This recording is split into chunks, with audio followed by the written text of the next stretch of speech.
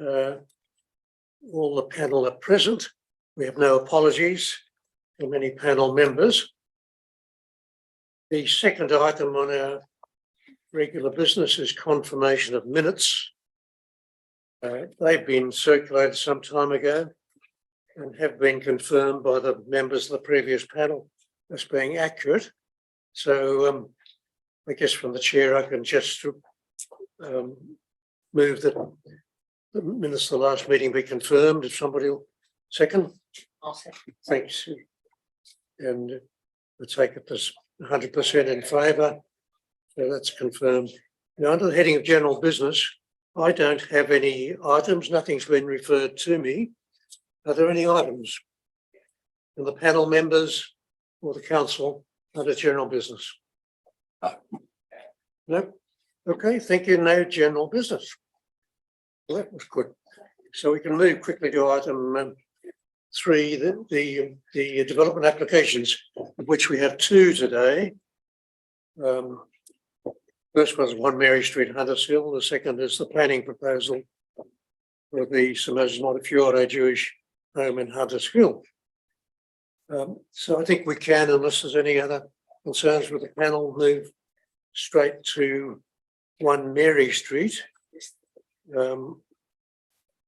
When we have the applicant, Andrew Biddle, is registered to speak, and Terry Mott, as a supporter, is also registered to speak.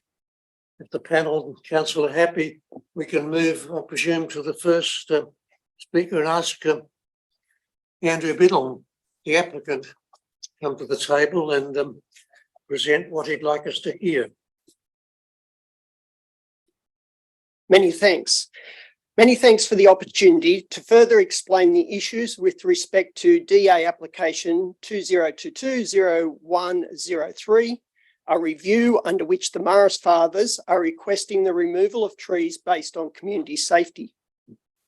After this short address, I am sure you will agree that the most appropriate option open to the local planning panel is to approve at least the recommendations on page 10 of your report and the document in front of you.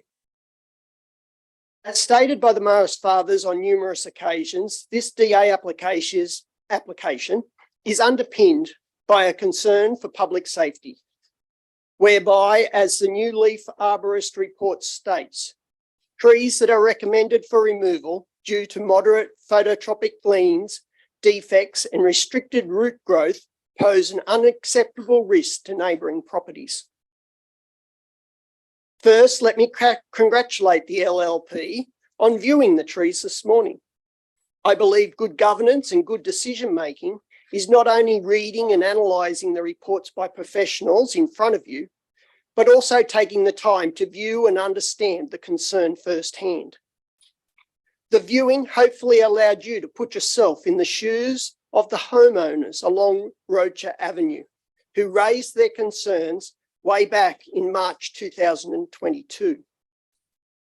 From their point of view, they have worked with the Morris Fathers, so trees were trimmed, weight reduction strategies were adopted, and that trees that failed or died were removed to ensure safety. However, things changed dramatically on the morning of the 9th of March 2022, when the reality that all the safety measures that had been adopted were not going to be enough to stop the trees on the eastern boundary fence from falling. Over the years, nature had created an uneven playing field with trees on leans and poor root growth. During that night, a tree had fallen into the backyard of 23 Rocha Avenue, stopping just short of the clothesline. Since that date, I've talked with the neighbours who worry about during excessive winds or thunderstorms, other trees may fall with the possibility of one landing on their home. Will their family be safe? I continue to believe that decision makers like yourself have a legal, moral, and also a social responsibility to keep a community safe by ensuring effective strategies are adopted to keep residents and their properties from harm. Unfortunately, during this public consultation periods, a small group from within the community deviated attention from the real issues of safety and raised peripheral issues based on personal observations and interests rather than the facts presented. These facts are, and I quote from page 5 in front of you, the trees subject to the application do not have any heritage value, are not locally occurring species, do not contribute to the locally occurring vegetation communities important to the biodiversity corridor to the south of the site, and are only sometimes used for foraging by local birds. The Marist fathers moved to their current site in Hunters Hill in 1847. Since that time, Holy Name of Mary Church and the residence at Villa Maria have been built from sandstone that was cut on the property. Cows have been milked, grapes from altar wine grown, and a cemetery established. And that was even before Mary Street even existed. Marists have a real spiritual connection to our property. For the residents of Hunters Hill, it is history. But for the Marists, it is also a home and a heritage link to what started in France in 1816. As such, we are committed to conserving and improving the property, including the replanting of suitable natives in the areas adjacent to the neighbouring properties and other parts of the property, as we have done for now nearly over 200 years, or close to 200 years. Let me finish by restating what is in your papers and recommended on page 6. It is considered that in the medium to long term, the removal of 15 trees with appropriate replanting will result in an improved visual amenity and more diverse and appropriate canopy link to the Tarban Creek vegetation communities. Thank you. Thank you, Andrew. Any questions about the speaker from the panel? No. If not, the second speaker registered as also supporter Terry Mott.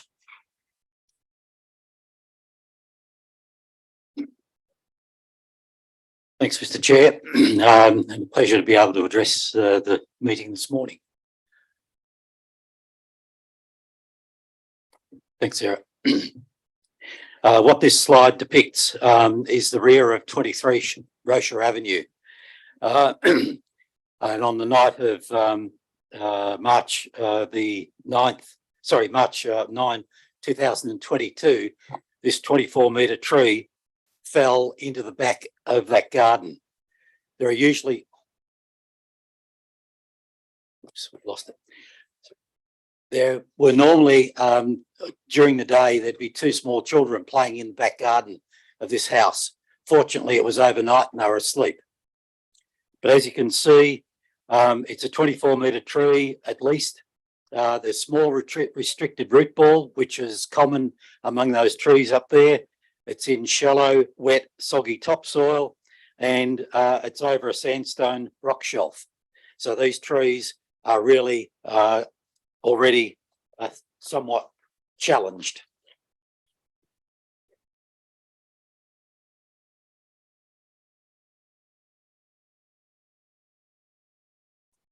Not working, Sarah.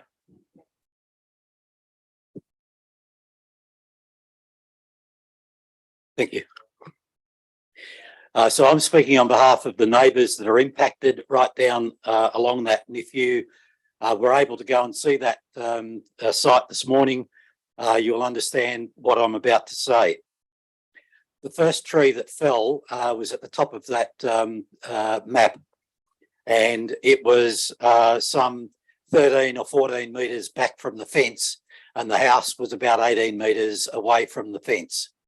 As you go down the hill, those trees get closer and closer to boundary lines. By the time you get to the access pathway of the Riverglades Park at the very bottom of that map, they are leaning on a cyclone fence. So they're at 0 metres and over a public pathway and also overhanging the property that's directly opposite there. Thanks, Sarah. What Arthur Costan and myself set out this table. I don't expect you to go through the detail of that now, but it details the dimensions or the measurements from the base of each of the trees that we're talking about to the fence line, and also from the fence line to the properties that are at risk. And so we're talking facts, we're not talking supposition. We believe that everyone deserves to feel safe and secure in their own home environment. Safety is the only reason for this DA, to reduce the risk to lives and to properties. It's not a development application, a building development application, although unfortunately it has been portrayed as that by some who wanted to muddy the waters. It presents, at the moment, these trees present a risk to both the neighbours and to the general public. The Riverglades Reserve Access Pathway has children, sporting teams, elderly, local aged care people, families, dog walkers and exercisers using that pathway almost 24/7. We live on the cul-de-sac, and so we see people coming and going all the time. As the arborist reports have indicated, they do propose an unsafe and an unacceptable risk. With the moderate phototropic leans, defects and restricted root growth, they pose an unacceptable risk to neighbouring properties. We love the area, don't get us wrong. We don't want the trees cut down for the sake of the trees being cut down. However, we are very, very concerned that this is something that's been going on since March 2022. So we've had a 16-month delay on getting action taken. We were assured by council when we first contacted them in March 2022 that this would be dealt with as a matter of urgency due to the risk. However, it has subsequently been portrayed as a building development application, and so has met with all sorts of obstruction, red tape and obfuscation. Terry, that's time for you to run out, but you nearly finished? Yes, I am. We also agree with the replanting. Can we go forward to, please, Sarah? Right. As I said before, there are trees being held up by a cyclone fence in that pathway, and there's plenty of evidence of previous damage to the rear of our properties. Over to the last one, please, Sarah. So we're asking that you please approve the recommendations that are in the report before you in today's agenda papers. Allow Morris Fathers to make the area safe. Remove the recommended trees now, and also to approve not only ongoing monitoring and removal as imminent threats are identified. We don't want to wait another 16 months every time an imminent threat is identified. Thank you. Thank you. Yes, question. Sorry, could you leave that picture on? Oh, sorry. I just wondered if you could, Sorry, which? if you could identify in the photographs there, what number are the trees that you are showing in that photograph? Not that one, the last one. Yeah, that one. Right. Which trees are they? Which number trees are they? Well, the one on the right. No, is on the left. The one on the left. Do you want to have a look at this? Yeah, right. I think it's number 27 or 28. Yeah. It's one of those two right down there. 29 and 26, presumably. Yep. Yeah, okay, thank you. 27 and 28, you said. Yeah, it'd be 27 or 28. Yeah, right on the fence. They are labelled though. 29's back. But one, we could go back to that photograph, please. Yeah. The one that you can see in the sky leaning across is presumably 31 or 30, if not. Is there an issue with that? I'm just trying to identify what it is that you're Okay, talking about.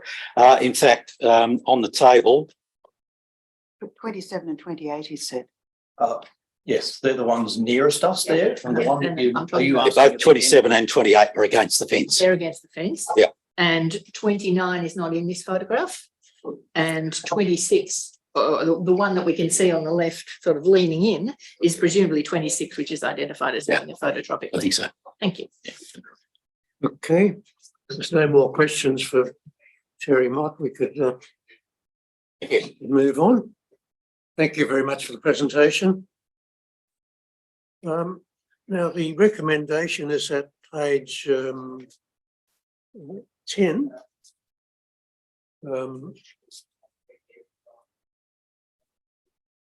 Is a page and a half of those recommendations. The recommendations for the removal of 31 trees and associated replanting be approved in part only, and the removal of a number of trees are approved the following conditions. So there's about 7 or 8 conditions following that.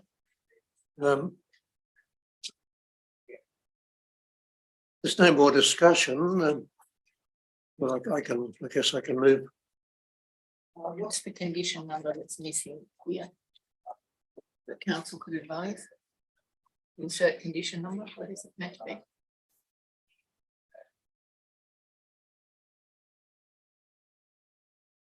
One of the conditions.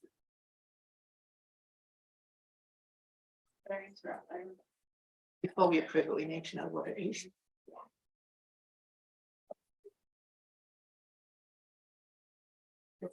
Can I suggest, I think it's halfway down the bottom left-hand side, the one that starts a minimum 12 by 100 litre ones. I take your point, that's where the 100 litre shows up. Then you move a little further down, it says a detailed tree planting plan that includes the schedule, methodology, schedule, maintenance and so forth, that the trees be in accordance with and that the planting must be undertaken by. And it has to be approved by council prior to the removal of any trees. I think that's a fair call, but I want council who is asking us to approve it to tell us. I can get Matt to. Right. We just do need to know what it is that you're referring to. I think Phil is right, but we need to know. Yeah, I think the problem is they use bullet points and not numbers. Road. Yeah. Yes, number whatever. 1, 2, 3, 4, Yeah, 5, sorry. 6. And she can't know that until we number them. Well, you could just delete the refer to. Yeah. And that would be it, Okay. because it is referenced in a 6-dot point. Yeah.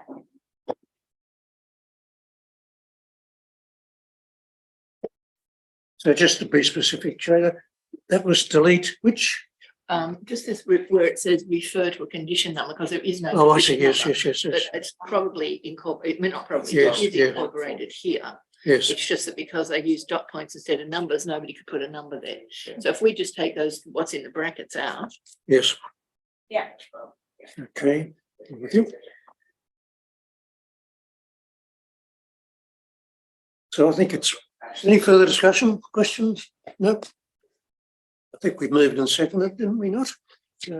Put the motion, those in favour, aye. Those against, I don't think we did move. No, we didn't move. did we? Oh, my brain. Okay, well, somebody move it. I'll sit there. Would you like to move? Yes, I'll move it. I'll second. Second. Moved and seconded. Now I can put the motion. Those in favour, please raise a right hand. One. Okay, thank you. Those against, nobody. Thank you. I just want to make one comment. When we were on site, there were some discrepancies between the table and the plan. It's essential that that is corrected before this action. Because somebody, an arborist saying we can take out tree whatever number, and it's not correct on site, it doesn't marry up with the plans, could cause all sorts of problems. That's the plan at page 46. Yes. Okay. So there needs to be a check of the plan at 46 with the table, with the recommendation. There's a slight inconsistency, which could be problematic. Well, I think that could be advised to council, doesn't need to go in our minutes. Doesn't it? I think it probably should. I think Okay. it should. Yeah, No, I think really, it's whatever. it's quite an important Yeah. point Okay. that needs right. to be verified. The trees Okay. on the ground with the map Okay. absolutely need to be verified by council and the arborist. prior to action. Yeah, Okay. So that's been moved and seconded by Sherry and Anne. Were you happy with that? Yes, Yeah. totally, yes. For those in favour of that, again, please raise a hand or two. Thank you very much.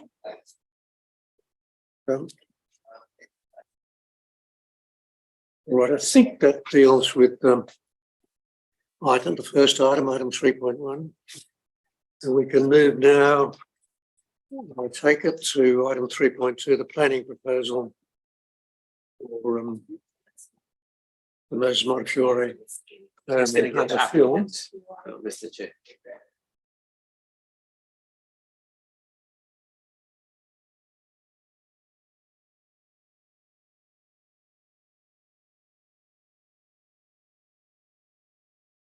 The recommendation for this item is at page,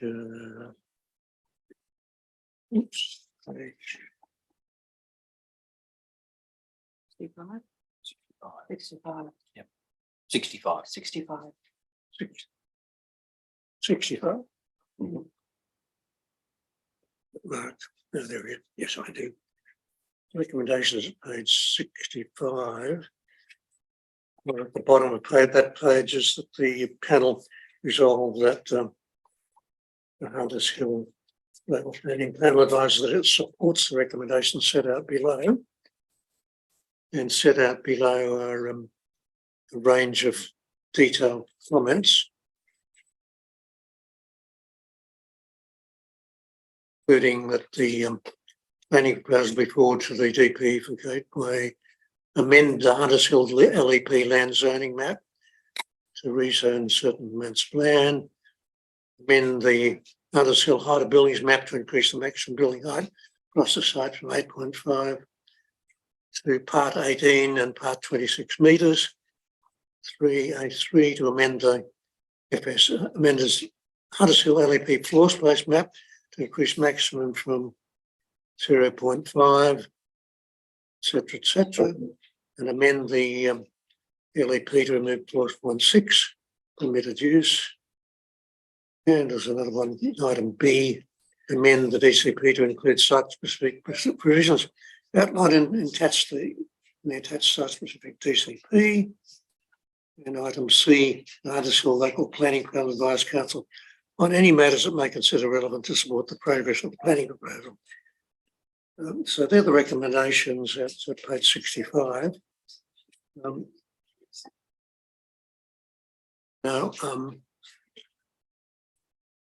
take it that should we move that recommendation and have discussion?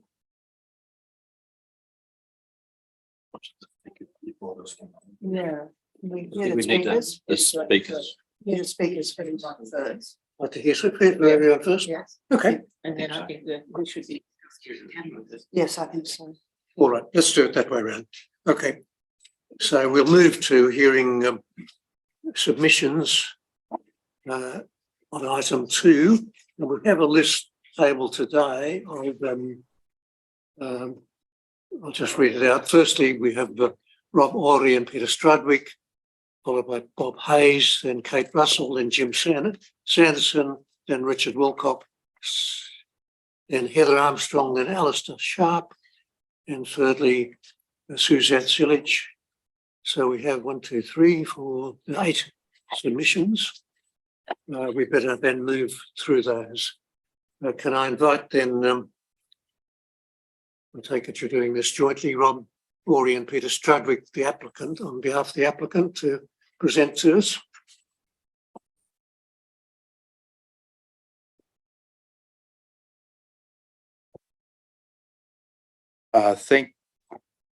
Thank you again, Mr. Chair. We have Robert and Sarah Fitzgerald also from Jackson T. So there'll be a couple of us who will sort of interchange within the next 10 or 15 minutes.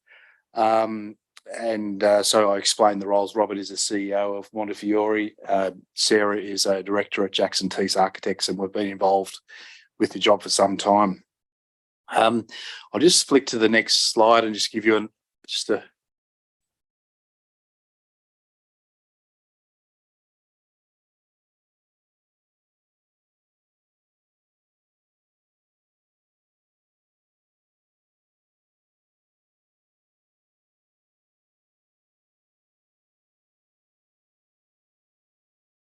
So Robert will just give you a bit of an overview about Montefiore, and then I'll run through some demographic information and strategic planning, and then the lion's share of this presentation will be conducted by Sarah, who will take you through the master plan and some of our thinking around the planning of the site. So if we just flick to the next one, obviously there's a actually let's invite Rob up to talk about Monty. Sorry, I'm one slide ahead of myself. Thanks, Peter, and good afternoon, everybody. I'll be brief. Montefiore is a not-for-profit charitable organisation that's been providing aged care services since 1889. So one of the oldest organisations in the aged care space. We have occupied the Hunters Hill campus site since 1939, so we've been there for a long time. It's an extremely large site. You may be aware that under the Hunters Hill Council's housing strategy, it was identified as a significant site within the municipality, and one that could support greater density, to support more and different housing options, in particular seniors housing. This encouraged us, and council indeed encouraged us, to undertake a master planning process for the site, which has really led us to this planning proposal to look at the controls that apply to a site to be able to deliver what we believe is the optimum outcome for the site. I think there's a lot of sense in terms of optimising the use of the site for aged care purposes. It's a big site, and I think there's significant advantages in consolidating aged care on the one site rather than having it salt and peppered throughout the municipality. We have a site of similar size in Randwick in the eastern suburbs, where we operate what we call an integrated model of care, and that's where we have a range of accommodation options from retirement living, seniors living housing and ILUs, independent living units, to residential aged care. We believe that that model works exceptionally well for a number of reasons. It provides a great care outcome for the older person, particularly being able to access services and being able to access support services whilst people are in their ILUs. But in the event that they need higher levels of care or especially dementia care, then that service is available on site, and particularly if there's a couple being accommodated, it enables that couple to maintain connections because one can still remain in the retirement living whilst the other one is in the higher care needs.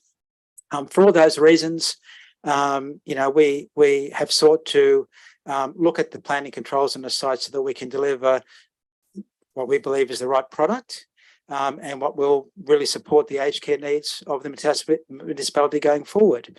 I suppose one other comment I will make is that as a not-for-profit organisation, a significant number of the people we care for are for pensioners that only contribute 85% of the pension towards their cost of care. If you have read anything in the papers and are across the Royal Commission, you would understand the financial strain and consequences that are currently imposed on the aged care sector to be able to provide what we believe is quality care outcomes for older people. And the fact is that it costs us more to care for people that are full pensioners than what we receive by way of that 85% pension subsidy and government subsidy. So even with the two together, it's the cost is greater. So we look as an organisation to cross-subsidise so that we can support good care outcomes, and being able to provide the ILUs is part of that financial puzzle for us. So it's not the main reason we're doing it. We're doing it because we think it's the right product for older people, but it does have a financial benefit for us to be able to provide quality care outcomes for those people we look after. Thank you. Bob Hayes is next. There's one question, sorry. They haven't finished.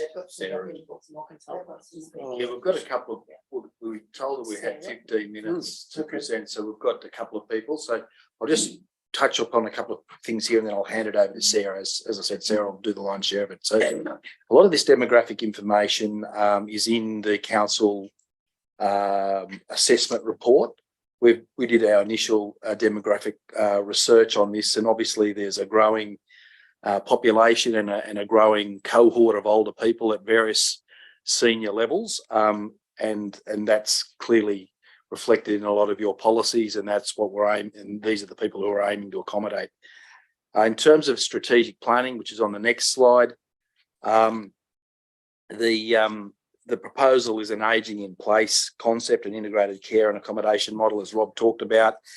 That model is consistent in all forms of government policy, from the very broad right down through to your local housing strategy, which identifies this site as a seniors living site capable of further growth. And the next slide really deals with the consultation history on the site. Again, this will be in your packs. We've been involved in the job for a couple of years. We've briefed the council on a number of occasions. We've issued some newsletters to the surrounding people in the area, and we've had an open day last year. We had 20 or 30 odd people come along, and I'm assuming some people here today. We've responded to some of those questions. That was a non-statutory part of the process. Obviously, the statutory part of the process will come following any gateway determination, but there's been a history of informing people of the progress and some of the issues surrounding the site. Sorry, it's very hard to read that. Could you draw our attention to where that is in the pack, what page it is, please? It's summarised It's a bit hard to read. in it's summarised on page 3.2 and 3. Sorry, page 69 and 70. But that chart doesn't. That's our chart, but Okay. the contents of that chart, the council This officers. isn't in our pack. This is, but this is. It'll be in your pack somewhere, but it's just not in the document that I'm looking at. But it's not in the pack. Yeah. I'll hand it to Sarah. Thank you.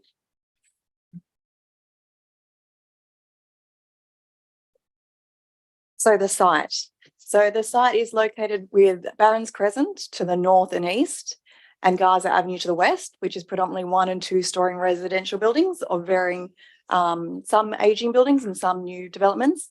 And to the south, we have the heritage listed Boronia Park.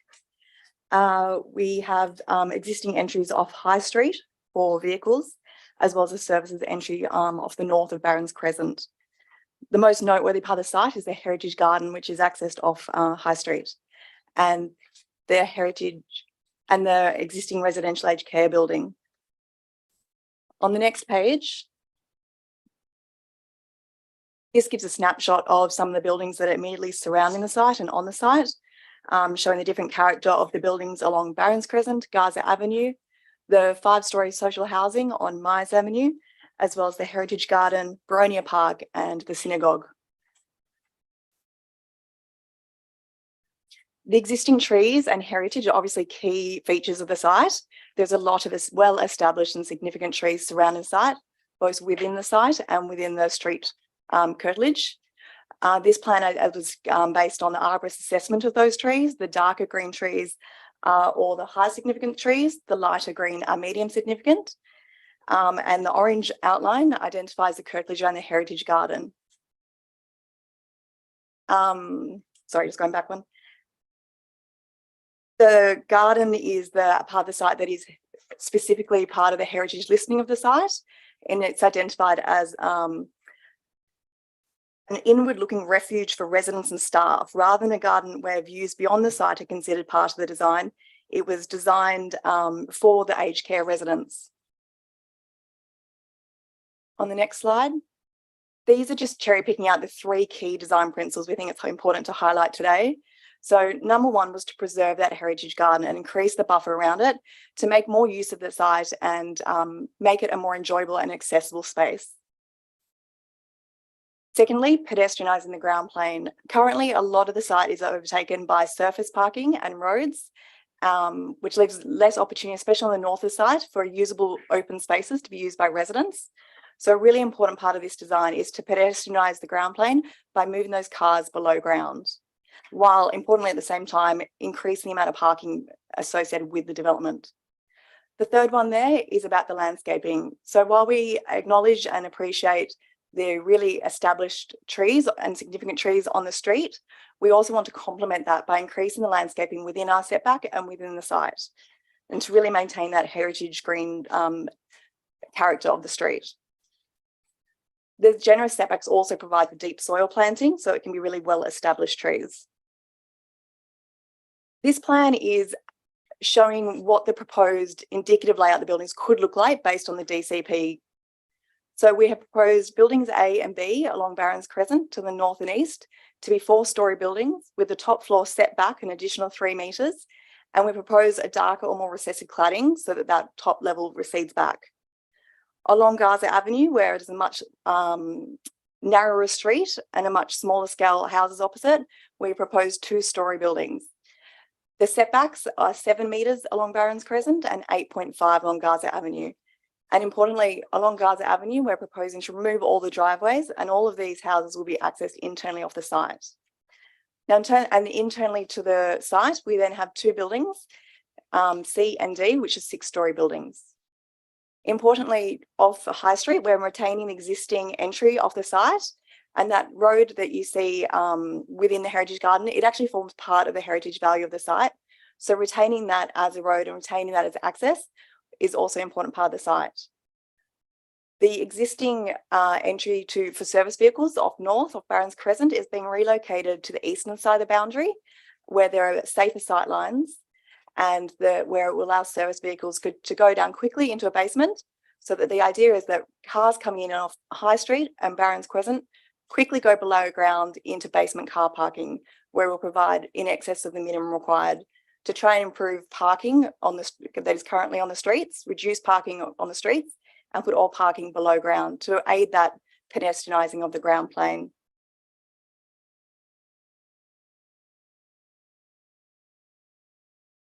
So this is then looking at the potential yield that could be done on the site based on that previous plan. So obviously the number of care beds and ILUs will change in the design process, but this was a first look at what we could achieve. And so in this, currently on site, there's 334 aged care beds and there's 18 hostels along Barons Crescent, but these currently aren't fit for purpose for use for aged care. They're being used by staff and just generally rented out because they don't really comply with today's standards for aged care and accessibility. So in the proposal, currently, we're proposing 144 ILUs and 194 rack beds. But as I said, this will change during the detailed design process. There is scope for those, within those new buildings, for additional care beds to be included as needed. Based on this current indicative layout, we've worked with an arborist and we look like we're losing about 10 medium significance trees, no high significant trees. Importantly, those 10 medium significant trees are mostly located within the centre of the site and where the loading dock entry is coming in. And they are really positioned just because where the basement is to ensure that any trees that are close to the boundary, close to the public domain are retained.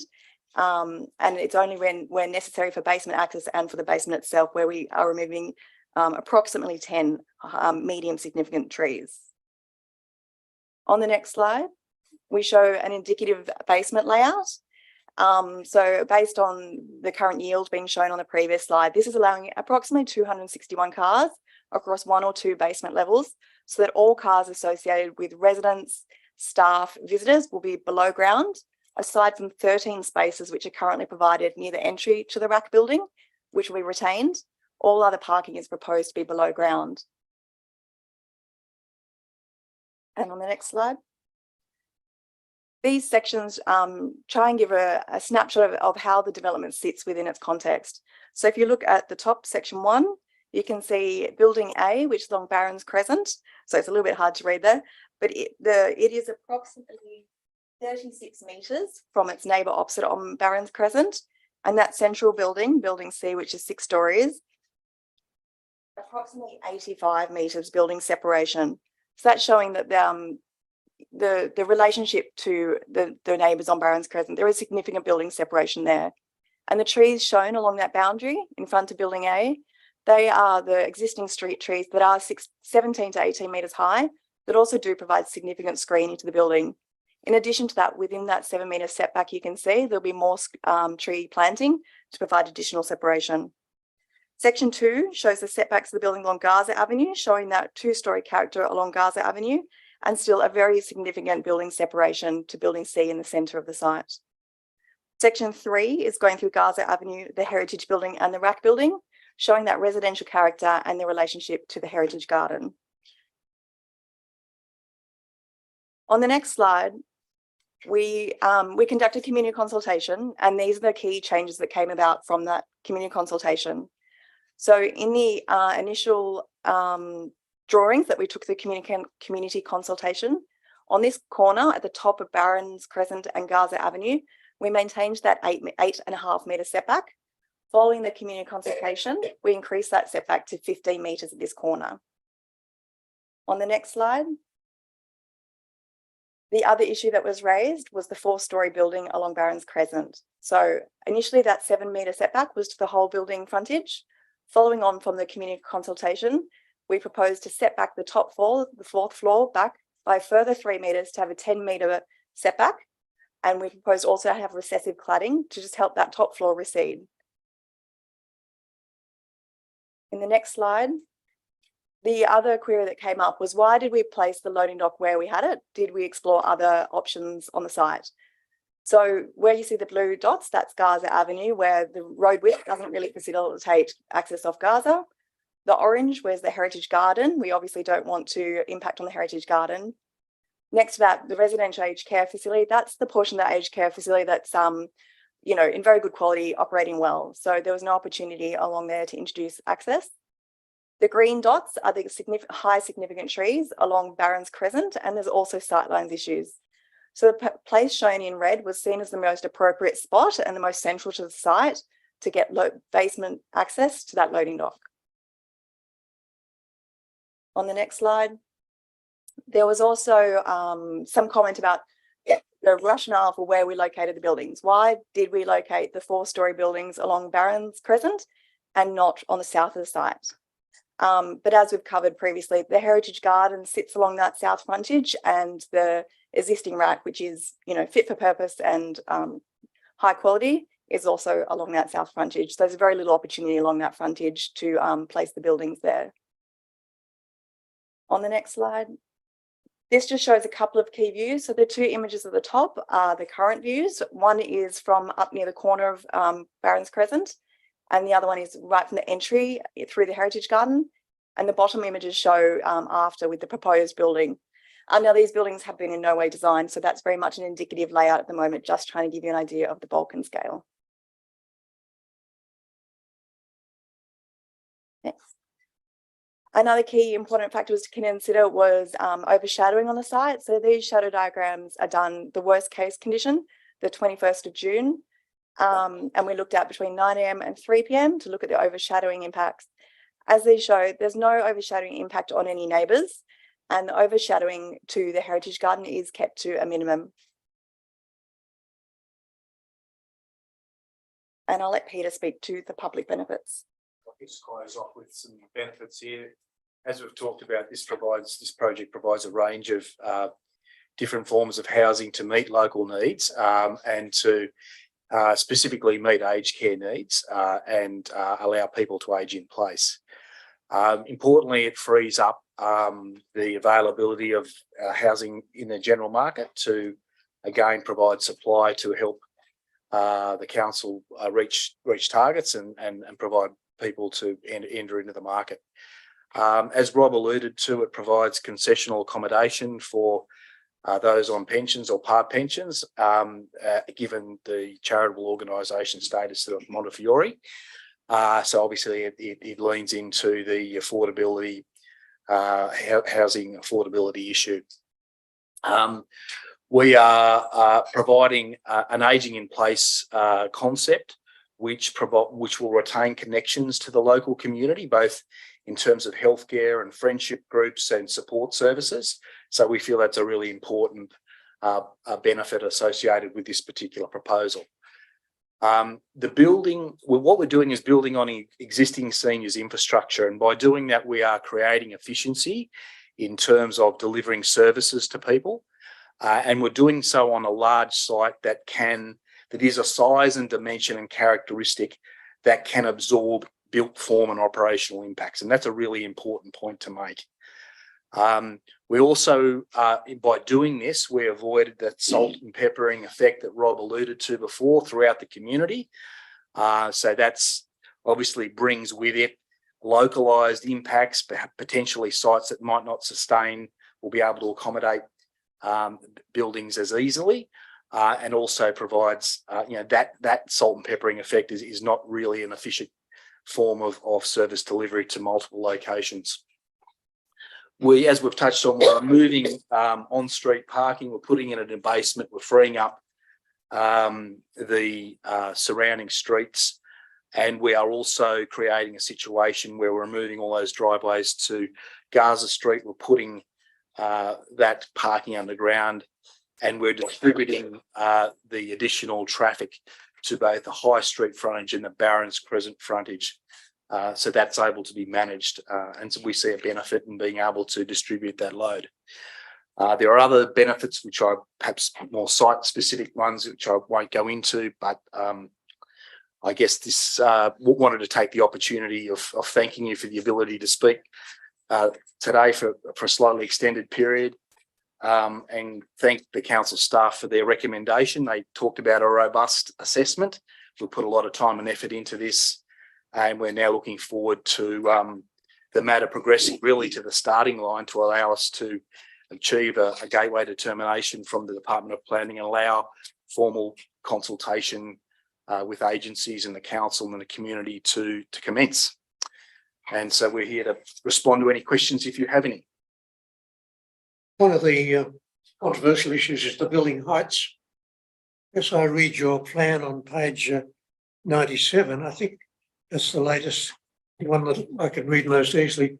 You've got 4-storey buildings around the perimeter and 2 6-storey buildings in the centre of the site. Is that right? That's right, yeah. 4-storey building on Barron Crescent. So there's a zone along Barron's Crescent, which would be 4 stories. So that was building A and B, I think. And then there's 2 buildings in the centre of the site, which will be the taller buildings. There's 6 stories. And then a series of 2-storey forms of domestic sort of forms along Gaza Street.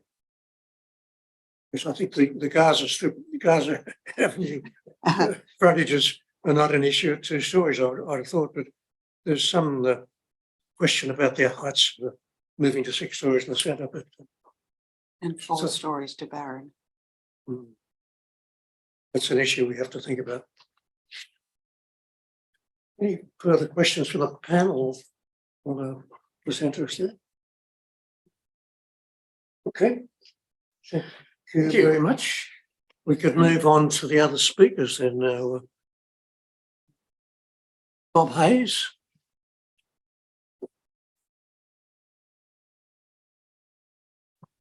Thank you.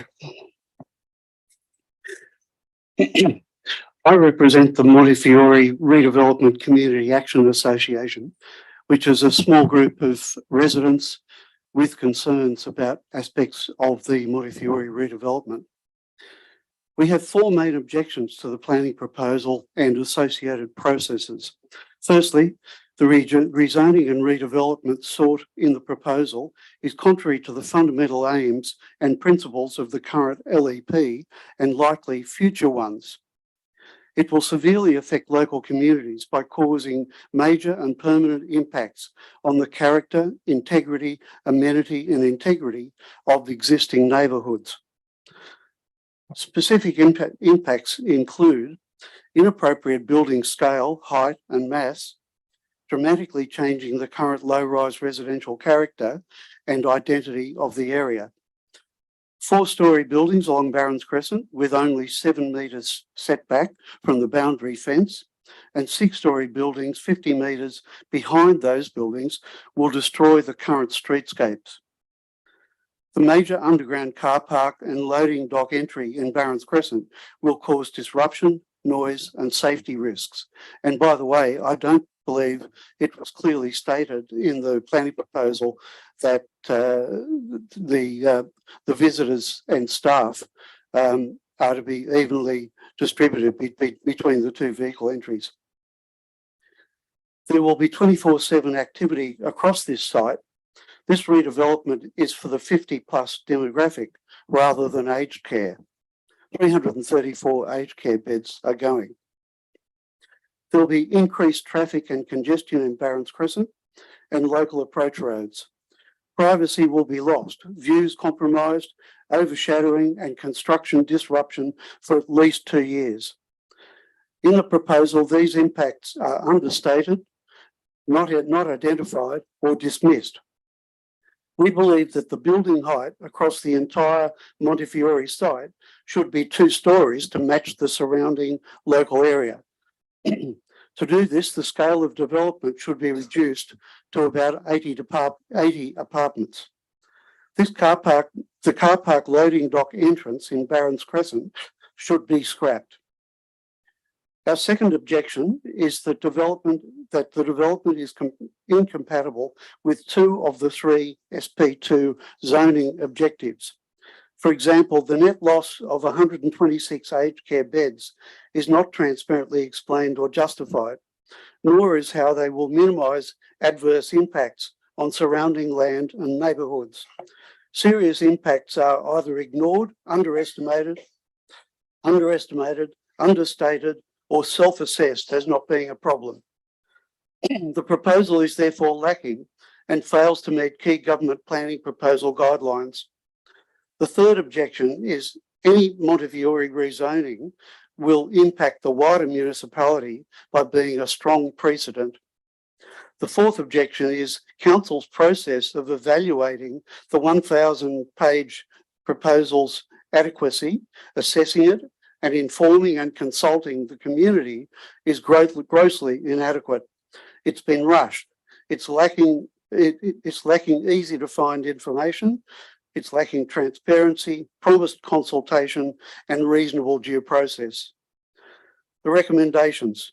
This current planning proposal should be rejected due to its inadequacies. Montefiore should rectify these inadequacies and reduce the impacts through smaller scale development. Buildings should be 2 stories and set back more to protect the area's existing low-rise character. The Barons Crescent car park should be scrapped. Car park entrance should be scrapped. Finally, the council must allow reasonable time for proper consideration. I have here a submission which I've sent by email to customer services to be passed through to the LPP, and I'll just table it now. Thank you. Any questions of the speakers? Thank you. Next speaker listed is Kate Russell.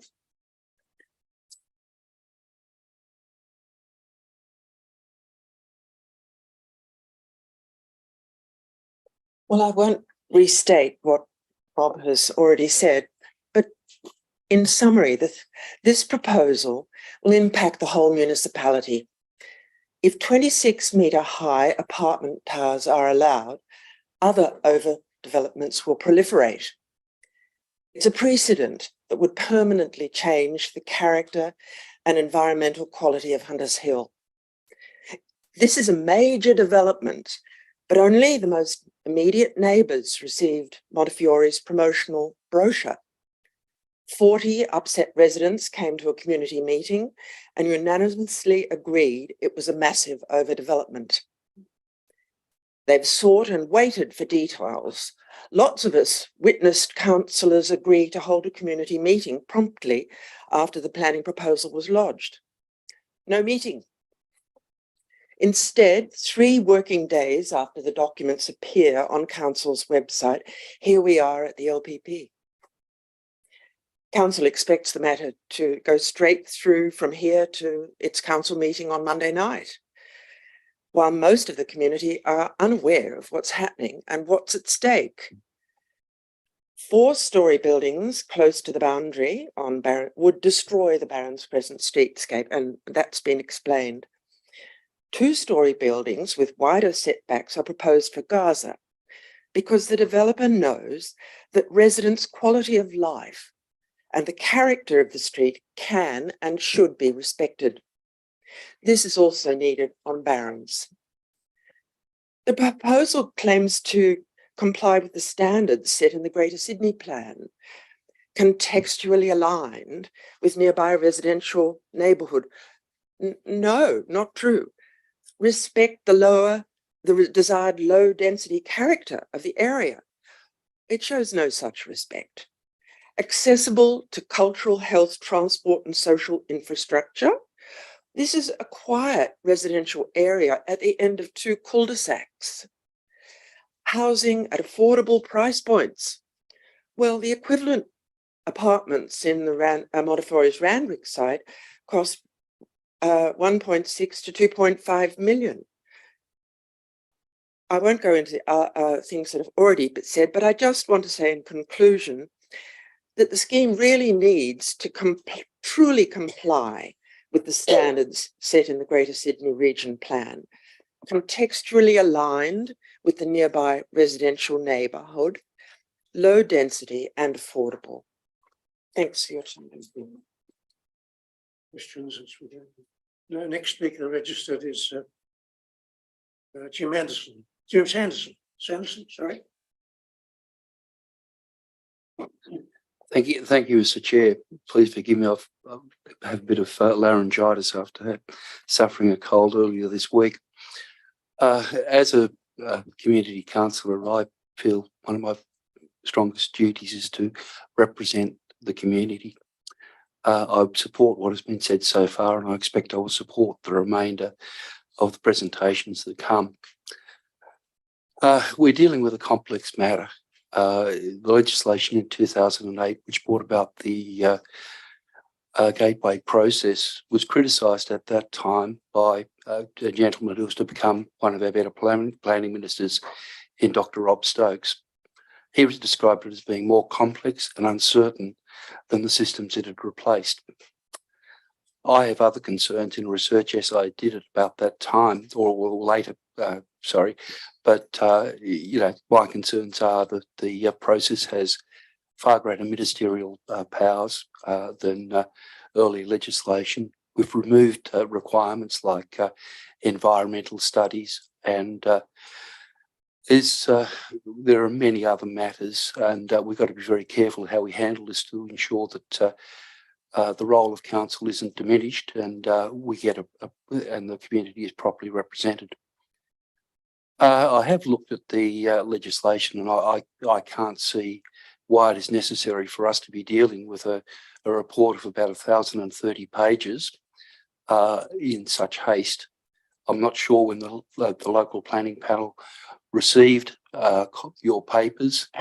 As a councillor, I receive large papers from time to time, and I would struggle to digest the volume of material that you've been given in this time. Further to that, come Monday night, I'll be expected to vote on receiving a matter as a late item. I expect sometime tomorrow. I do not understand the haste. The other matter that comes into this is community consultation, and I've already alluded to the fact in the changes that have been in this area of law that there used to be in processes to do with the creation of LEPs and a requirement that there be 2 rounds of consultation. This gateway process has reduced that to a single one, and I believe too late in the process. The elected body of council has resolved, and Councillor Williams and myself probably would have gone further than this, but council does have a resolution on the books at the present time to hold a consultation meeting as soon as practical and before submission by council for the gateway determination. I hope that council will stick to its guns on Monday night.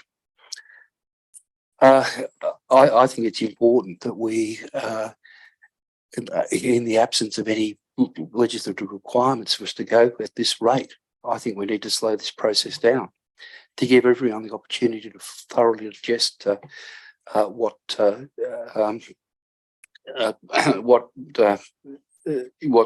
it is that's involved.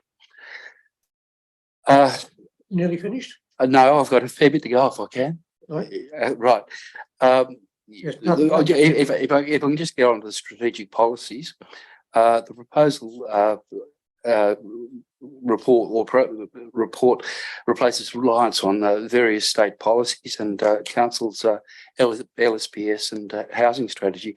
I note with the LSPS, it does speak of housing diversity and to enable ageing in place, but it makes no specific mention of Montefiore.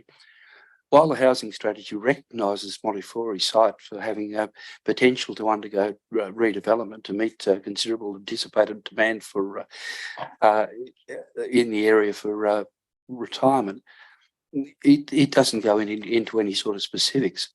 On the other hand, the housing strategy is extremely specific in terms of changes in height controls and so on that it is suggesting in the Hunters Hill Village. No mention of that for Montefiore. It's very difficult to envisage from that housing strategy that something of this scale was proposed. I'm concerned about a number of matters. It's also very difficult that, as much as we might know about it, that some of this debate is about the proposed development rather than what we're talking about, and that's the changes to our LEP. And these changes are pretty significant, and I think they provide too much scope. They provide too much scope because you don't require a building height of 26 metres for 6 stories. You don't require a building height of 18 metres for 4 stories. An FSR of 1 could deliver far greater development than has been shown in the distributed images. Surrounding residents, I regard 6 stories in the centre and 4 stories on Long Barrens Crescent as excessive. To have a planning proposal that allow any more is just completely unacceptable. There are also very many environmental issues. This area of Hunters Hill is a particularly environmentally sensitive area, and I think the people of Hunters Hill take great pride in what we have on the foreshores of the Lane Cove River from Baronia Park through to Buffalo Creek. That's better wind up if I could. Yeah, okay.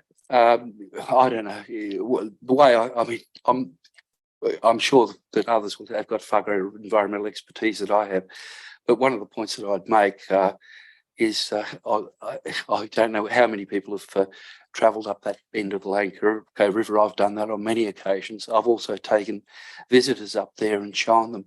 They are quite amazed by the quality of that environmental area and that part of the Lane Cove River. I don't really believe it will be appropriate to have 6 and 4 story development. I believe the heights need to be reduced. Understood. Thank you very much. The next registered speaker is Richard Wilcock. Thank you, Chair and panel members. I will be brief. I have 7 points to make to assist. I'm giving you a summary of those points, but I'll just take them through them quickly. In particular, I draw your attention to the final page, which is a site comparison of the Montefiore sites in Randwick and in Hunters Hill. I say that, and I note in listening to the proponent's presentation, much is made of the Randwick site. So an appropriate question to ask ourselves is, how do these 2 sites compare? So my first point is that the suitability of the site in Hunters Hill is completely different from Randwick. How? At Randwick, next door but one is the Randwick bus depot. 2 blocks away is the light rail to the city. 3 blocks away is Royal Randwick Racecourse. None of those factors, none. A drug testing lab is a couple of blocks away. A tertiary training education is a few blocks away from Randwick. None of those factors are present in Hunters Hill. So my first point is that by comparison, and the panel should note, Mr. Ori, on behalf of the proponent, spoke fondly of what they've done in Randwick and why it works so well. It's a different place. It's a different site. It may be appropriate for medium density development.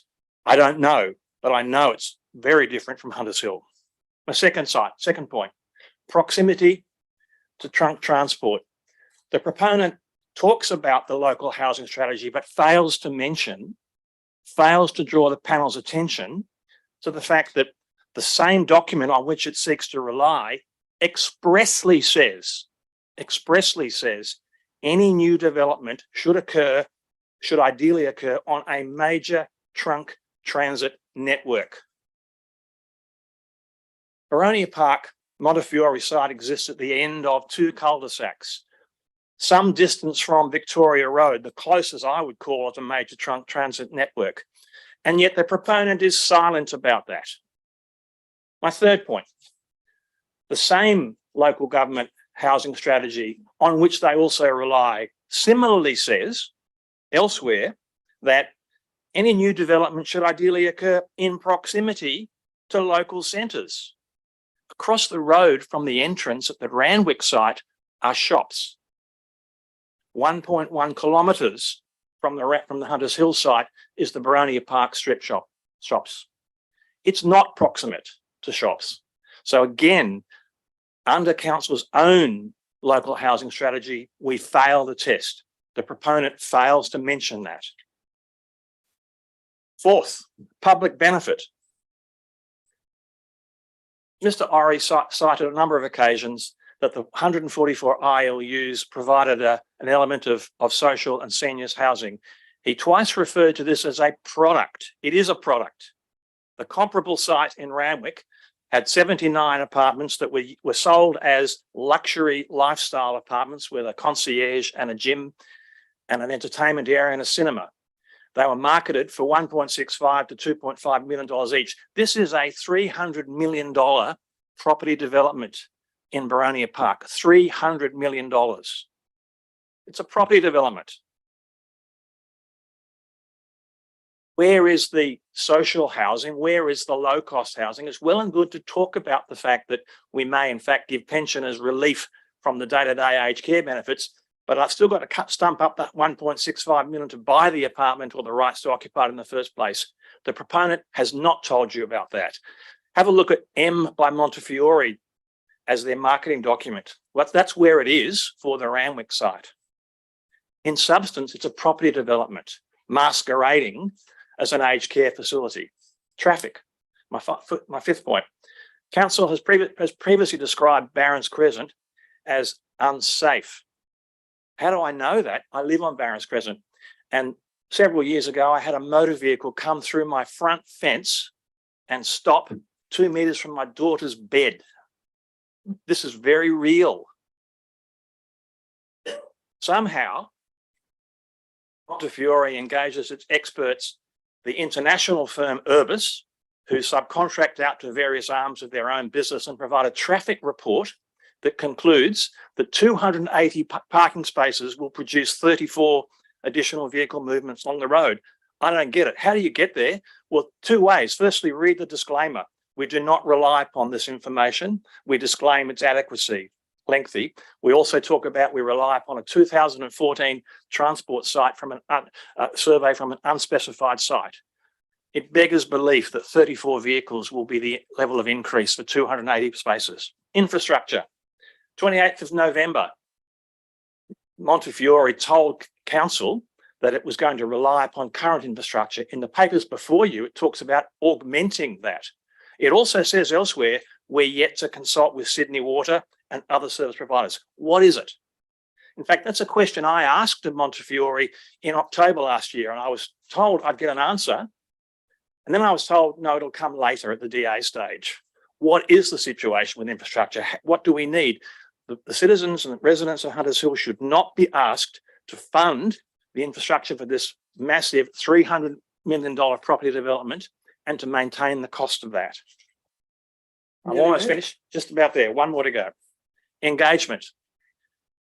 Montefiore says that it is having ongoing engagement with the community. I'm sorry to say that's not correct. In October last year, I sent a series of questions. One was on infrastructure. Another talked about the so-called heritage garden. I said, I can find no reference to it actually being heritage listed. Could you please explain that? It's elsewhere referred to as a legacy garden or a foundation garden. I don't believe it's heritage listed at all. Ultimately, Montefiore said, sorry, we can't answer your questions. We'll tell you at the DA stage. Panel members, I urge you to reflect upon this carefully. It's an important proposition, an important proposal. I submit that you should reject it at this point. If that becomes a matter that you can't get comfortable with, then I respectfully suggest that you ask for more information and more time to consult. Thanks. Thank you. Any questions? No questions. Terrific. Very clear about that. Thank you. Heather Armstrong is next registered listed speaker.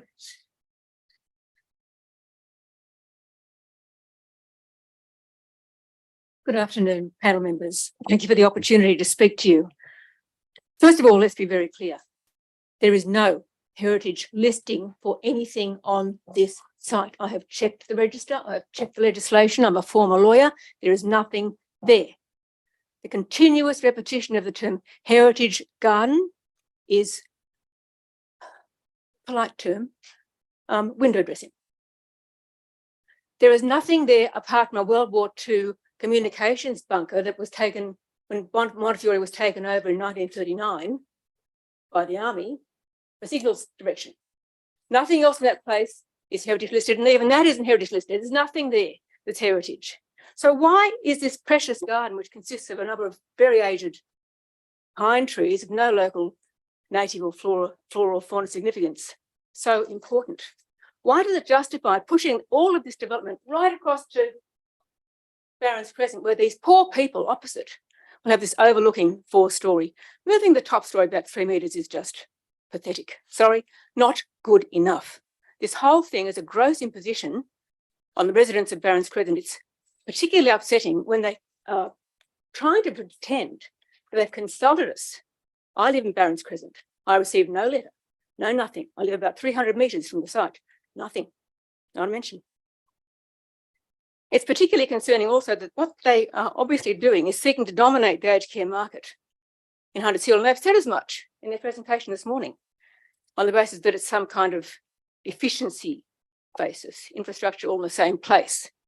That's just jumping the gun on every other aged care facility in Hunters Hill, which will be similarly entitled to an SP2 zoning. Why wouldn't they want to do the same thing? What's so efficient about having all the aged care in the Montefiore site? Well, the answer is it's going to make a lot more money for Montefiore. But the main point is, why on earth should this particular zoning proposal preempt the whole LEP review? Hunters Hill Council is obliged to conduct, pursuant to the Local Government Act, or was it the EPA Act, I forget, a review every 10 years of its LEP. That is underway.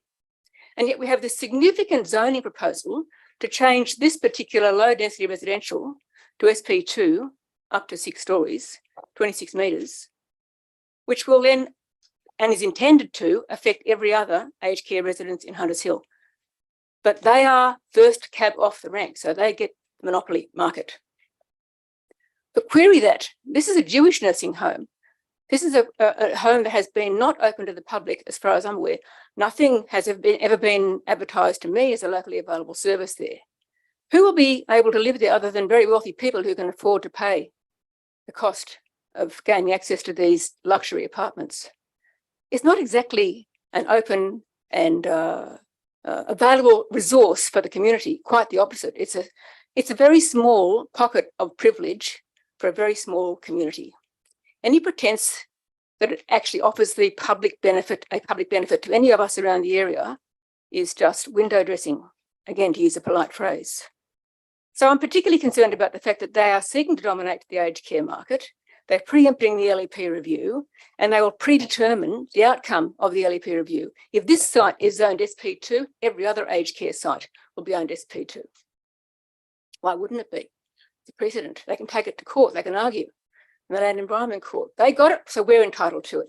We all know the routine.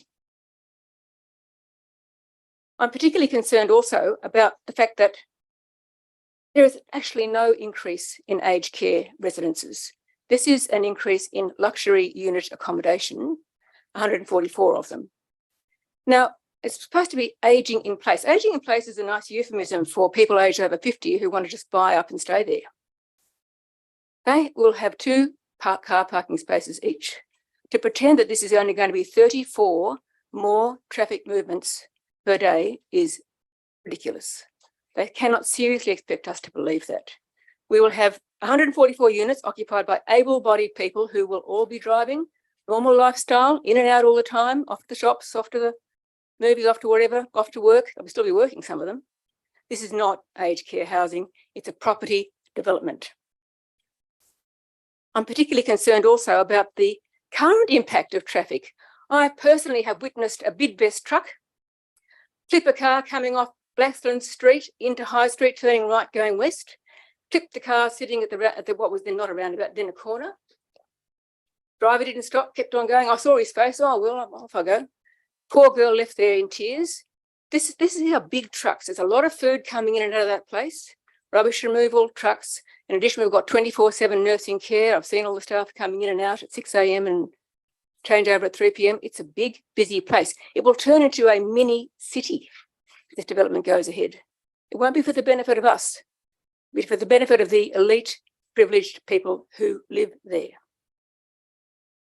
I'm very concerned about the way that this is talked about. But one thing about the presentation by Sarah, the architect, was that the justification for shoving everything over onto the Barron's Crescent site is getting basement access to the loading dock.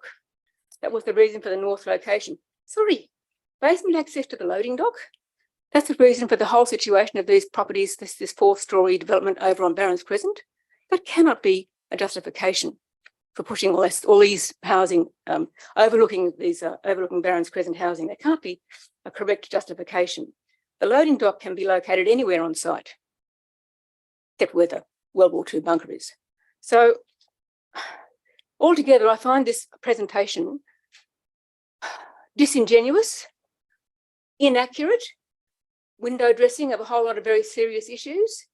The process needs to be stopped, slowed down, more research, better research, and not just shoved through by the council. I'm particularly disappointed in the way the council has tried to shove this off so quickly on local residents with no involvement. If we hadn't been alert to what was going on and got cracking, we wouldn't be here. But it was just by luck that we happened to find out about this. But that's just disgraceful. This is going to be a huge impact on the entire Baronia Park area, and we're supposed to just cop it. Not good enough. Not good enough at all. Thanks for your time.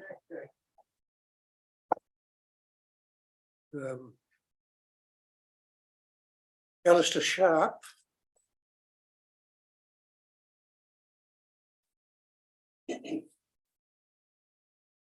Thank you. I'm president of the Hunters Hill Trust, and today I'm speaking on behalf of the Trust, which is a heritage organisation, but also concerned very much with planning issues. Montefiore's planning proposal reached council early this year. And the current proposal is dated May, but it's generally been available just during this week. And as the previous speaker said, there's been very little, there's been no publicity given to this. It's amazing that we all know about it. Considering that the proposed construction is going to take some years, I would imagine something like 4 to 5 years, and that the document of over 1,100 pages we've had for a few days, it's not possible anybody here might have read through that entire document. I've read through quite a lot of it, and actually I compliment the proponent because it's very, in general terms, I think it's a very well written document. It's just that the aims of the project don't suit Hunters Hill. So the document you have from council says it's seeking advice about the proposal before endorsement of a council meeting. To do so, the council won't be discussing it formally until Monday. And it's come before the views of the community. By the way, a couple of other speakers have mentioned the fact that the community consultation referred to in council's meeting, that document actually is written by a person who works 2 days a week for council and has only been doing that for a couple of months. He has no personal understanding of the lead up to this. But it was only the immediate neighbours of the site that were involved in these preliminary consultations. There's been no general consultation. However, council did, at a council meeting on the 1st of December, council passed a formal resolution, and I quote, to hold a community meeting as soon as practicable after the lodgement of a planning proposal for the Montefiore site. Now, council received this current planning proposal last month and has made no attempt to convene a community meeting. They're operating directly contradictory to their own resolution, which is horrible. Council shouldn't behave like that. A major concern I find is the reference in Mr. Metcalfe's report to the proposal being the first stage of the redevelopment of the site. Now, there's just this one reference to this being the first stage. And so one wonders what might be the second stage. Well, since this site occupies the entire site apart from the existing residential aged care facility, one can only assume that there is a longer term intention of demolishing the existing residential aged care facility and redeveloping that one too in a style that's similar to what's proposed for this part of the site. The proposal to rezone the site certainly applies to the entire site, not just to the part that's that's proposed to be redeveloped at the moment. It would have actually, what is it proposing? There's some contradictory information here. The drawing that the previous speaker spoke of with the conceptual location of buildings talks about buildings of 2, 4, and 6 stories. But the rezoning proposal, page 170, shows the central part of the site being rezoned to 26 metres. Now, I looked up, I don't know the conversion between metres and stories, but I found the average of the places I consulted seemed to suggest 3.1 metres is a story. And that would mean that if this was rezoned to 26 metres, it would allow 8-story buildings, not 6-story. I was pleased to find that there's quite strong reference to the World War II blast-proof communications bunker, which I think is a matter of heritage on this site, and I would hope that there is some sort of recognition of that. Most of us didn't know that we were in the centre of World War II, right here in Hunters Hill. In summary, the Hunters Hill Trust asks the panel to withhold its advice to council until the proposal has been properly discussed by councillors at public meetings and in a specifically convened meeting with the community. Thank you. Thank you. Alistair. Final registered speaker is Suzette Zilic.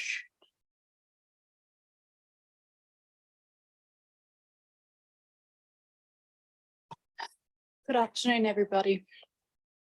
Cannot see how decisions can be made around aged care without having a detailed understanding of the accommodation needs of elderly residents within Hunters Hill.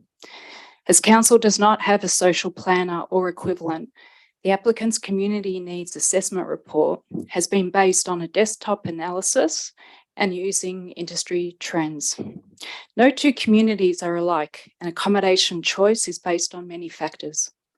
Getting to know my senior neighbours reveals that many prefer to remain in their homes that they've lived in for decades and will enter aged care when they've become too frail or ill to live independently. They are likely to require more aged care beds in the future rather than independent living units. This contrasts with the applicant's planning proposal. As the applicant has not provided current occupancy figures for the Montefiore site, it is difficult to determine if there will be positions available for Hunters Hill's elderly. Montefiore's existing residents and wait list for clients outside of Hunters Hill may have already filled the quota for the redeveloped site. The details provided in the proposal clearly reveal that the plan is to reconfigure the site by reducing the number of aged care beds and replace them with independent living units without materially adding to the stock of aged care accommodation. Put simply, the reconfiguration of the site is commercially driven with the aim of maximising the sale of units. 6-story towers will provide enhanced commercial outcomes with elevated views across parkland, river, and to the city. My concern with the planning proposal is that the redevelopment is designed to maximise commercial return rather than meeting the needs of elderly residents within the Hunters Hill community. Furthermore, the scale and height of the proposed buildings at 18 metres and 26 metres will be visually imposing. The excessive heights detract from the 1 to 2 story low-rise character of the surrounding neighbourhood, reducing solar access for current residents of the Montefiore site, and is not prudent given its close proximity to the environmentally sensitive Bronya Park Conservation Area. 56% or 222 of the existing trees will be removed with no firm plans for offsets, detracting from character and contributing to increasing urban heat. If new trees are planted, it will take many years to replace the lost green canopy. No contribution will be made to rate revenue and drainage infrastructure to address the impacts of increased stormwater runoff from greater impervious surface areas in the age of highly variable weather. Surely the site can be redeveloped in a more sensitive way that does not result in excessively breaching existing height controls. Controlling height limits will remove the need for special purpose zoning that provides for exceptional planning treatment. It is important to note that this planning proposal is only phase 1 of a master plan for the site. As such, special zoning treatment should not be granted ahead of understanding the entire master plan for the site, including all future phases. In no way do I intend to diminish the importance of aged care, but it is not considered essential infrastructure such as hospitals and schools. The land use is of a residential nature, and the site does not have any special characteristics different to other aged care facilities within and outside of Hunters Hill that are zoned residential, including Montefiore's Randwick site. Retaining the residential zoning will ensure that the site is subject to the same planning rigour as any other large residential development, and it remains consistent with the future master planning for Hunters Hill. To summarise, the proposal as presented does not benefit Hunters Hill residents with any significant additional aged care beds, request special zoning be granted without any context for future phases of development, and considerably impacts Hunters Hill's heritage, character, and conservation objectives. The proposal only benefits new residents from outside of Hunters Hill willing to purchase the independent living units. Whilst I recognise the site needs renewal, the proposal should be amended to ensure that the applicant's planning objectives are not achieved at the expense of local residents and the area's character and heritage. This could include limiting building heights to reduce visual impacts, retaining a residential zoning, reducing tree loss, providing more aged care beds to meet the future needs of Hunters Hill's elderly, and placing conditions to prevent negative impacts on the Bronya Park Plan of Management. Thank you. Thank you very much.